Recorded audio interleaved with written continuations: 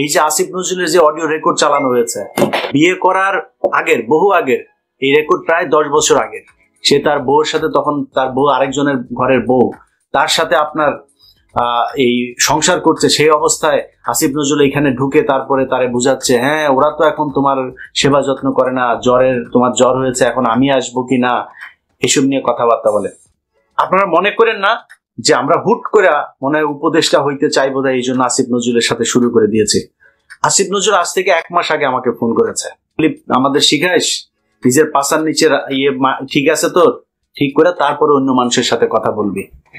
তো এরা বলে হচ্ছে ব্যক্তিগত আক্রমণ করবে না। ব্যক্তিগত আক্রমণ না, দেলোয়ার হোসেন সাইদির রাস্তায় রাস্তায় আপনার আতর বিক্রি করত।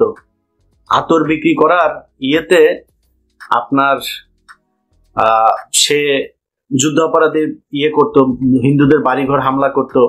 হিন্দুদের বাড়িঘর হামলা করে তারপরে নাকি সে এই হিন্দুদের বাড়িঘর নিজের বাড়িতে নিয়ে চলে গিয়েছে। এসব আসিফ নজরুল লিখেছে। শুধু যে লিখেছে তা না, আসিফ নজরুলের এই লেখা আন্তর্জাতিক অপরাধ ট্রাইব্যুনালে এভিডেন্স হিসেবে সাইদি সাহেবের মামলায় ব্যবহার করা হয়েছে। যান খোঁজ নিয়ে দেখেন এটা মিথ্যা যদি হয়। আসিফ নজরুলকে জিজ্ঞেস করেন এটা যদি মিথ্যা হয়, ও বলবে মিথ্যা, আমি এটা প্রমাণ করব। সো দেলোয়ার হোসেন সাইদির যে এই হত্যাকাণ্ড, যে বিচার, এই বিচার যদি নাকি আবার কোনো তদন্ত হয়, এই বিচারের যদি আবারও নতুন করে কোনো প্রক্রিয়া শুরু হয়, আসিফ নজরুল সেটার আসামি হবে। অতএব তারা ব্যক্তি আক্রমণ করতে গিয়ে মানুষ সুর দিয়ে নাকি দেলোয়ার হোসেন সাইদি আতর ব্যস্ত মনে করেন ব্যস্ত, এটা কি ব্যক্তি আক্রমণ না? নিজামী হরিণ নিয়ে এক মহিলাকে নিয়ে পাকিস্তানি ক্যাম্পে নিয়ে দিয়ে এসছে, এটা ব্যক্তি আক্রমণ না? তাও মিথ্যা কথা, আমরা তো মিথ্যা বলি নাই। এই যে আসিফ নজরুলের যে অডিও রেকর্ড চালানো হয়েছে, আসিফ নজরুলের এই অডিও রেকর্ড তার বিয়ে করার আগের, বহু আগের, এই রেকর্ড প্রায় 10 বছর আগের। সে তার বউয়ের সাথে, তখন তার বউ আরেকজনের ঘরের বউ, তার সাথে আপনার এই সংসার করছে। সেই অবস্থায় আসিফ নজরুল এখানে ঢুকে তারপরে তারে বুঝাচ্ছে, হ্যাঁ ওরা তো এখন তোমার সেবা যত্ন করে না, তোমার জ্বর হয়েছে, এখন আমি আসবো কি না, এসব নিয়ে কথাবার্তা বলে। সো আসিফ নজরুলদের ব্যক্তিগত জীবন এগুলো কেন আসে, এটা হচ্ছে প্রশ্ন। অনেকেই প্রশ্ন করতে পারেন যে আসিফ নজরুলের বিরুদ্ধে কেন করলাম, এগুলো জানা দরকার।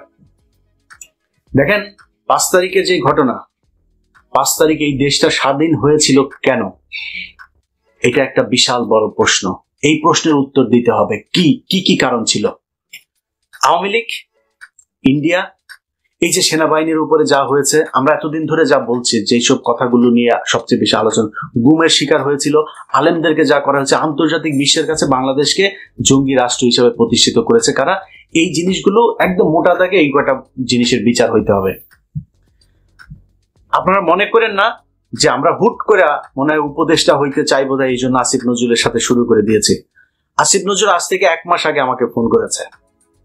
আমরা যখন মাহমুদুর রহমান ভাই দেশে গেল, দেশে যাওয়ার পরে আমরা মাহমুদুর রহমান ভাইকে যখন সে জেলে ঢুকাইলো আইন দেখায়া, তখন আমরা এটা নিয়ে ব্যাপক সমালোচনা করেছি এবং এদিন খুব কঠোর ভাষায় আসিফ নজরুলকে নিয়ে কিছু কথা বলেছিলাম এবং তারপরে হুমকি দিয়েছিলাম যে তার কিছু অডিও রেকর্ড, এই অডিও রেকর্ড কিন্তু আমার কাছে সবার আগে আসে, আমি ছাড়ি নাই এটা। তো সেইটা জানতে পেরেছি। কিভাবে জেনেছে? আমি এটা পাঠিয়েছিলাম আবার আরেকজনকে। তো পাঠানোর পরে সে আবার তাকে জানিয়েছে যে ভাই এই ব্যাপার, তাকে সাবধান করার জন্য যে আপনার বিরুদ্ধে কিন্তু এই চলছে, আপনি কিন্তু এটা করেন না, আপনি কিন্তু ভাই আমাদের করেন, সাবধানে চলেন, আপনার বিরুদ্ধে ট্যাপে ট্যাপে ফেলতে পারে, সো একটু সাবধানে চলাফেরা করেন।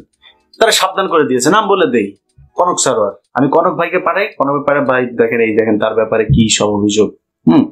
তখন কনক ভাই আমাকে বললো যে দরকার নেই, এগুলি নিয়ে এখন নিজেদের ভিতরে এগুলি কি, যে অনেক আগে প্রেম করতো, পরকিয়া করতে, এগুলি এখন বলে লাভ কি। তো কনক ভাই তাকে সাবধান করে। দেখেন মানে আমি বিষয়গুলো বলছি কেন, বোঝানোর জন্য যে আমরা কতটা মানে প্রক্রিয়ার মধ্য দিয়ে যেতে চেয়েছিলাম। এরপরে সে ফোন করলো। ফোন করার পরে আমি বললাম, আমার বললো যে ইলিয়াস কি হয়েছে ভাই, আপনি আমার পিছনে কেন লাগলেন ইলিয়াস, এই সেই, হ্যাঁ সুন্দর করে কথাবার্তা বললো। তো আমি ফোন করেছে, যেহেতু ফোন আবার করেছে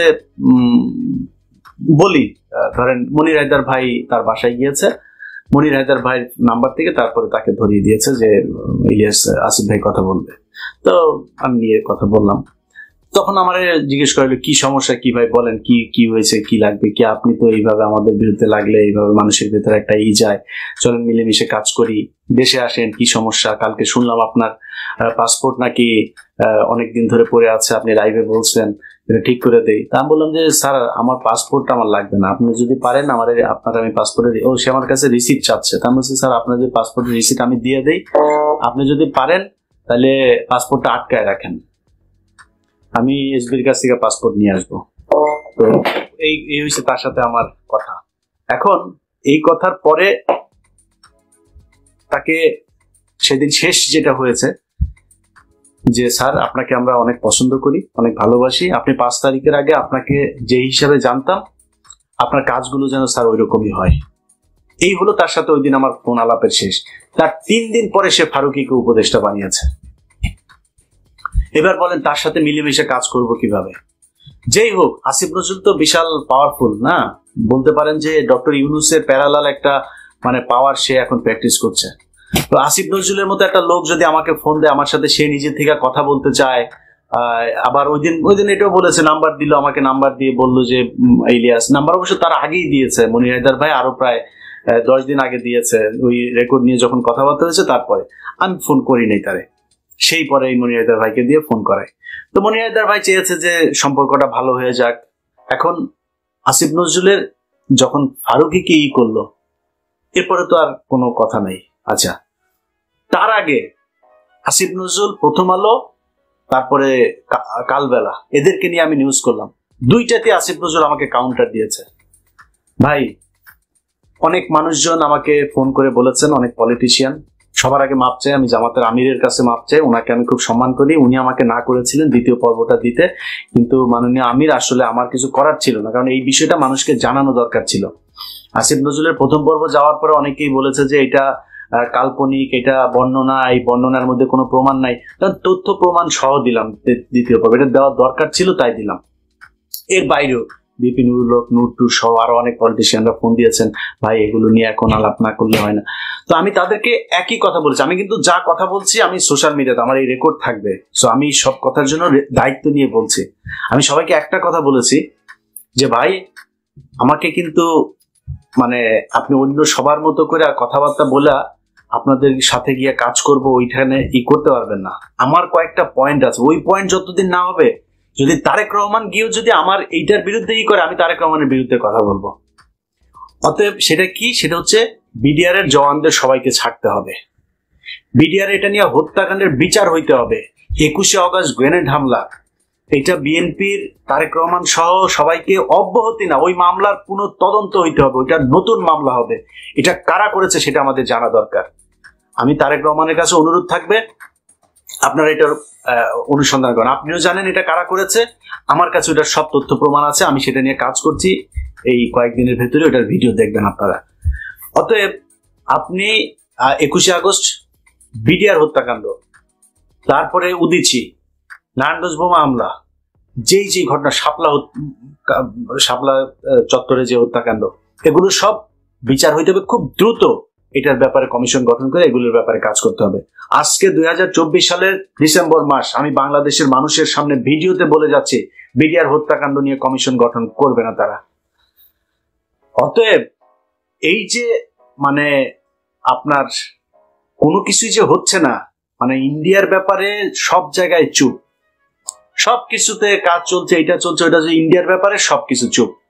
বিডিআর এর জওয়ানরা এখন পর্যন্ত জেলখানায় কেন থাকবে, কাকে খুশি করার জন্য? এটার জবাব আসিফ নজরুলকে দিতে হবে। তো সব এই রাজনীতিবিদ থেকে শুরু করে যারা যারা ছিল সবাইকে আমি এক কথাই বলেছি যে ভাই আমি আসিফ নজরুলের প্রতি আমার ব্যক্তিগত কোনো ক্ষোভ নাই, আমার রক্তের গ্রুপ কিন্তু ইন্ডিয়া নেগেটিভ, আমি ইন্ডিয়ার ব্যাপারে কোনো কম্প্রোমাইজ করবো না। ইভেন শেখ হাসিনাকে যদি আমি প্রমাণ পাই, তথ্য পাই, ওটা দেওয়া সম্ভব না, ফেরাউন ওইটার হেদায়েত হওয়ার দিন শেষ, কিন্তু সে কথার কথা বলছি, শেখ হাসিনাকে যদি প্রমাণ পাই ও ইন্ডিয়ার বিরুদ্ধে কাজ করছে, আমি শেখ হাসিনার পক্ষে কাজ করব। এটা শেখ হাসিনা ক্ষমতায় থাকতে বলতাম, এখনো বলছি। অতএব আমার সমস্যা হচ্ছে ইন্ডিয়া, এই দেশের যত সমস্যা, সব সমস্যার মূল হচ্ছে ইন্ডিয়া, যত কিছু সমস্যা, সব সমস্যা ইন্ডিয়া বাধায়। অতএব তাদের এটার বিচার করতে হবে, কারা কারা, কোন কোন সেনাবাহিনীর অফিসার সেনাবাহিনী এদেশে বিচারের উঠছে না, তাদের বিচার করতে হবে। কোন কোন সেনাবাহিনীর অফিসার এই গুমের সাথে জড়িত ছিল? শুধুমাত্র জিয়াউল হাসান আর ওই ক্যাপ্টেন সোহেল, এই দুইজন সব হত্যাকাণ্ডের সাথে জড়িত না, আরো অনেকে আছে, তাদেরকে ধরতে হবে। প্রথম আলো, ডেইলি স্টার, কালবেলা সহ যেসব সাংবাদিকেরা এই গত 15 বছরে আলেমদেরকে জঙ্গি বানিয়েছে, পুরো বাংলাদেশকে সারা পৃথিবীর সামনে জঙ্গি রাষ্ট্র বানিয়েছে, তাদের বিচার করতে হবে, দ্রুত তাদেরকে ধরতে হবে। এইটা ছাড়া শাক দিয়ে মাছ ঢেকে ইলিয়াসকে আপনাদের সাথে কাজ করানো যাবে না, কখনোই যাবে না। কত কোটি টাকা দিবেন আপনি আমারে বলেন আমি উবার চালাই? আরে বেটা, উবার চালাই, সমস্যা কোথায়? তোর মতো ভিক্ষা করি রে, তোদের মতো চুরি করি, চুরির টাকা আমার পকেটে ঢুকাই। ওইটা ঢুকাইলে তোর হাসিনা মার সময়ে তোর বাপের এখানে বাড়ি থাকতো, তাও নিউ ইয়র্কে না, ক্যালিফোর্নিয়ার সবচাইতে টপ ক্লাস জায়গায় বাড়ি থাকতো। জায়গার নাম বলতে বলেছে, কই কিনবেন ওই জায়গার নাম বলেন। ইলিয়াস বিক্রি হওয়ার জিনিস না। আমার কথা বলায়, আমার স্টাইলে আমি কথা বলে, আমার কথায় কারো পছন্দ হইতে পারে, না হইতে পারে, কোনো সমস্যা নেই। কত মানুষ ভাই কত কিছু বলতেছে, এত কিছু শোনার টাইম আছে নাকি? ফেসবুকে একজন মেসেজ পাঠিয়েছে, কারণ আমি ফেসবুকের মেসেঞ্জারে খুব কম যাই। একজন মেসেজ পাঠিয়েছে, হঠাৎ করে দেখি যে মানে শেষ মেসেজ মানে বিশ্রী গালাগালি করেছে, এটা মুখে উচ্চারণ করছে না, বিশ্রী গালাগালি। কিরে ভাই, আমার ফেসবুক ফ্রেন্ড গালাগালি করলো কে? একটু উপরে যায় দেখি সে আরো প্রায় মানে 1-1.5 বছর ধরে আমার বিভিন্ন সময় মেসেজ পাঠায়। আমি আসলে মেসেজ তো চেক করার সময় পাই না ভাই, আমার এত মানে সময় নাই। এখন আমি কি করবো? আপনি আমার কাছ থেকে জোর করে যদি মনে করেন একজন ফোন করেছে আমি ধরতে পারিনি, একজনের সাথে ফোন করে ভাই আপনাকে একটু পরে কল দিচ্ছে, বা একজনের সাথে কথা বলছে, আরেকজনকে বলছে, আরেকজন কল করেছে আরেক ফোনে, বলছে ভাই একটু পরে কল দিচ্ছি, ওনার সাথে 1 ঘন্টা কথা বলেছি, ভুলে গিয়েছে এর আগে কে কল করেছে, আমি কল করতে পারিনি। এইটুক কমন সেন্স থাকার দরকার যে আমার মতো একটা জায়গায় বসে অনেক গুরুত্বপূর্ণ মানুষজনের সাথে কথা হয়, অনেক গুরুত্বপূর্ণ কাজ করি, একা মানুষ, অতএব আমার ব্যস্ততার বিষয়টা আপনার মাথায় একটু থাকা উচিত। সেই ব্যক্তি আমাকে আগে মেসেজ পাঠিয়েছে, ভাই আপনাকে অনেক ভালোবাসি, ভাই আপনার সাথে কথা বলতে চাই, ভাই প্লিজ ফোনটা একটু রিসিভ করেন, প্লিজ একটু মেসেজটা রিপ্লাই দেন, সব শেষ লিখেছে, যা জঘন্য গালাগালি সব দিয়েছে। আমার দোষটা কি বলেন তো? আমার দোষটা ওই লোকের মেসেজ আমি দেখি নাই, ওই লোককে আমি মেসেজ রিপ্লাই দেই নাই, এটাই হচ্ছে দোষ। এরকম কত মানুষ কত দিক থেকে কত কিছু। ভাই আমি তো পলিটিক্স করব না, আমি বিপ্লব করতে এসেছি এখানে, যেটা করি না এটা বিপ্লব করি। এই দেশের মানুষকে যে কোনো পরিস্থিতিতে, যে কোনো খারাপ পরিস্থিতি বলেন, ভালো পরিস্থিতি বলেন, যেই পরিস্থিতিতেই হোক, এই দেশের মানুষকে সব সময় ভারতের বিরুদ্ধে সজাগ রাখার জন্য যা প্রয়োজন সেটা করব। আমাদেরকে কেনা যাবে না। এখন আপনারা যদি কিনতে না পাইরা তারপরে যদি নাকি আমাদের বিরুদ্ধে যা মনে চায় তাই বলেন, কিছু করার নাই তো। আপনি যদি আজকে ধরেন একটা জিনিস, আপনার সাথে আমার মানে মতের পার্থক্য থাকতে পারে, সেই মতের পার্থক্য থাকার কারণে যদি নাকি কেউ মনে করে যে আপনি আমার বিরুদ্ধে কথা বলবেন, আপনি আমাকে যা মনে চায় তাই করবেন, কিছু করার নাই তো। কিছু করার আছে, আপনি আমার বিরুদ্ধে 2টা ভিডিওতে কথা বললেন, ভাই আমার যদি কোনো কিছু খারাপ থাকে বলে দেন, সমস্যা নেই, কিন্তু একটা জায়গায় মাথায় রাখেন, আমাকে বিএনপির লোক বলে হইলো শিবিরের লোক, আর শিবিরের লোক বলে ও হইলো বিএনপির লোক। আমার আওয়ামী লীগ বলে না কিন্তু কেউ, আমার বলে আমি উবার চালাই কিন্তু আমি অসৎ, এটা কিন্তু বলে না। আমার অনেক অবৈধ টাকা আছে, এটা কিন্তু বলে না। That's what I want. অতএব আপনি আমারে যদি মনে করেন আমারে খারাপ ভাবে উপস্থাপন করছেন, আপনি ইনডিরেক্টলি আমাকে উপকার করছেন। আপনার আছে না 2 টাকায় বিক্রি হওয়া, তোর মাসে মাসে বিরানির থেকে ভাগ নেওয়া, শাহেদ তোর বাপ ইশরাককে যা জিজ্ঞেস কর, তোর ইশরাক বাপেকে যা জিজ্ঞেস কর, ভাই ইলিয়াসের কোভিডের পরপর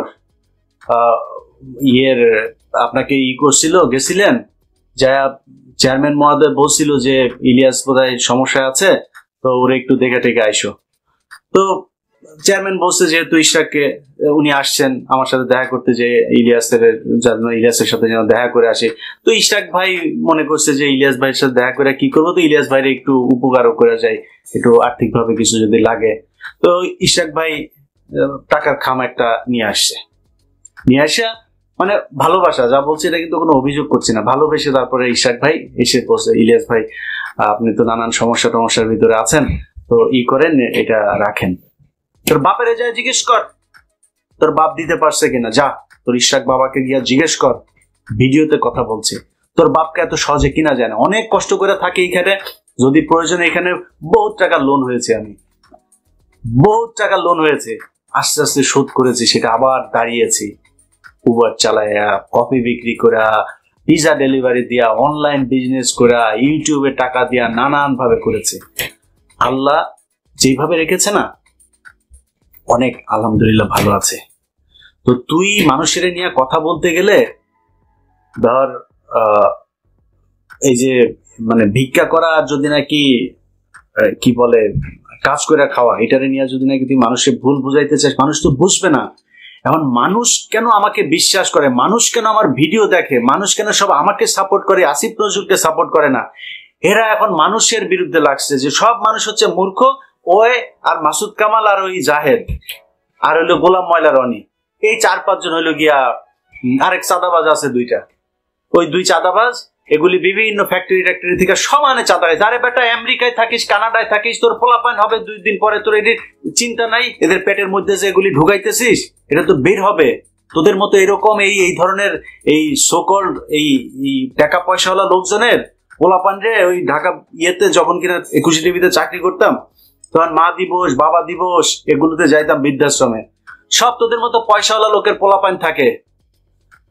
আমাদের মতো যারা গরিব মানুষ না, তাদের পোলাপান কোনোদিন, রিক্সাওয়ালার পোলাপান কোনোদিন বৃদ্ধাশ্রমে পাঠায় না, তোদের মতো পয়সাওয়ালা পোলাপানে, কারণ ওই পয়সা ইনকাম করা হয়েছিল অবৈধ পথে। একটু